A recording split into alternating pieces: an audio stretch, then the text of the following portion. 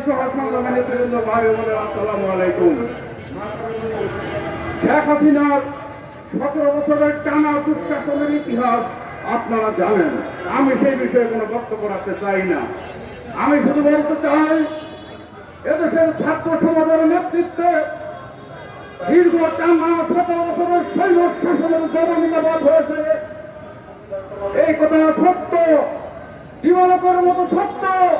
ছাত্র এবং ছাত্রীদের তাজা রক্তের বিনিময়ে এই দেশের দুঃশাসনের, হাসিনার দুঃশাসনের পতন হয়েছে, গণতন্ত্র প্রতিষ্ঠার পথ সুগম হয়েছে।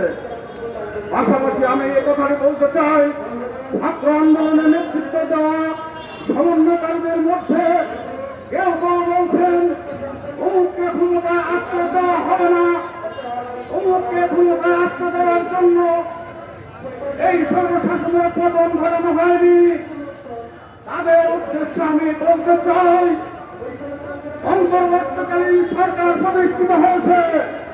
অন্তর্বর্তীকালীন সরকারের দায়িত্ব একটি নির্বাচন উপযোগী ফিল্ড তৈরি করে, একটি নির্বাচনকালীন ফিল্ড তৈরি করে নির্বাচনের ব্যবস্থা করা। জনগণই নির্ধারণ করবে কে ক্ষমতায় আসবে, কে ক্ষমতায় আসবে না।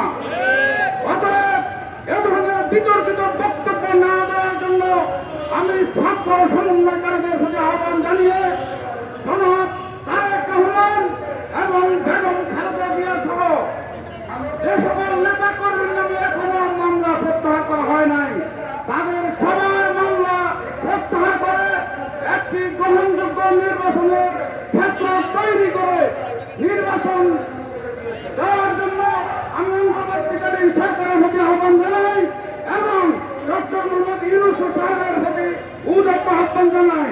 আপনার আশেপাশে যাদেরকে রেখেছেন তারা সেই দুঃশাসনের প্রদাতা। এ ব্যাপারে সতর্ক থেকে কাজ করার আহ্বান জানিয়ে আমার বক্তব্য শেষ করছি। বাংলাদেশ জিন্দাবাদ, তারেক রহমান জিন্দাবাদ, বেগম খালেদা জিয়া জিন্দাবাদ।